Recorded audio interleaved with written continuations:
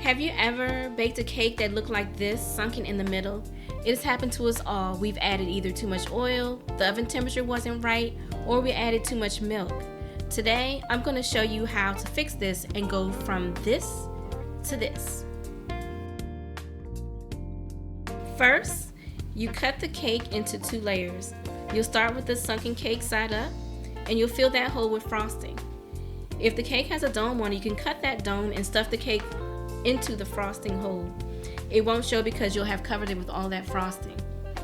If you notice, after I fill in the hole with frosting, I continue to press on the side of the cake. That's because my cake broke when I removed it from the pan. Frosting will fix that and hold it into place. So what I do now is I continue to fill that hole and frost that cake as usual, covering up all of the holes and covering up all the cracks in the cake.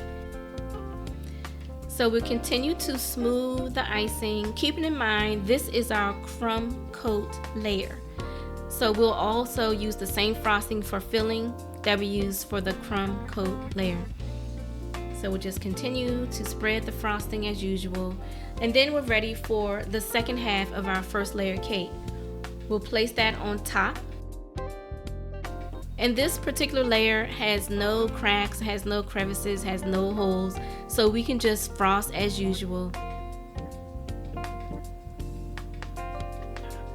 Fill it in with the crumb coat frosting.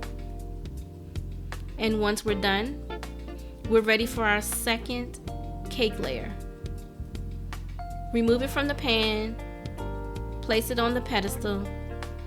And now we're ready to separate this one cake layer into 2. Be sure to measure the height of the cake. Once you find the height, you go midway to find the middle of the cake. Place your knife there. What we're going to do now is we're not going to cut the cake, we're just going to score the cake. So you go around from one side all the way around to the other, just lightly pressing and scoring the cake in the middle. Once we've scored the entire cake, we take the knife and we place it in the indentation that we made, and make sure you don't saw the cake in half. You press the knife into the cake gently.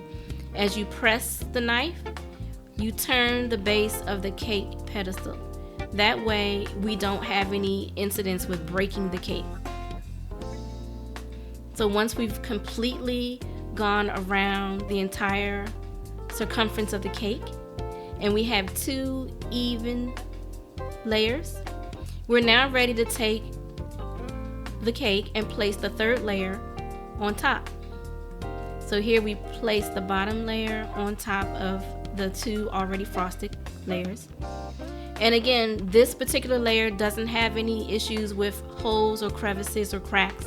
So we're just able to take our crumb cake coat frosting and add it as usual. Continue to spread the frosting until you transition to your crumb coat layer. Spread the frosting on the sides and the top. Make sure not to leave too much because remember, we will have another layer of frosting added. The crumb coat layer is simply to catch all of the crumbs so that you'll be left with a smooth final frosting layer in the end. So now we're ready for our actual frosting. Here I have some blue frosting that I've prepared in advance. So I place all of the blue frosting on pretty generously. Once I've done that, I use my cake scraper to scrape off any excess frosting and also make it smooth. And here's the final result, my 4-layer devil's food cake. I hope you enjoyed this video. Please don't forget to hit the like button, and also to see more, hit the subscribe button.